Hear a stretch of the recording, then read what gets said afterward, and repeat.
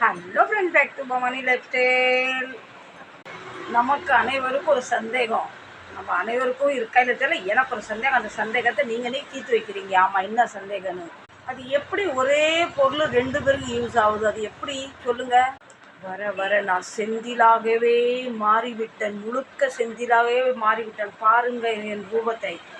நீங்கள் சொல்கிறீங்க ரொம்ப நடிக்காத, மேட்ருக்கு வா, மரியாதைன்னு சொல்கிறீங்க. புரிஞ்சுட்டு நான் சொல்கிறேன். இப்போ மேட்ருக்கு வரேன். கோர்ட்டில் வழக்கு நடத்துகிறாங்க, அவங்க பேர் என்னது? வக்கீல். என்னது? வக்கீல். அதே பேரை மாட்டுக்கும் நம்ம சாப்பாடாக கொடுக்குறோம், வக்கீல் சொல்கிறோம். அது வக்கீலா வைக்கோலா?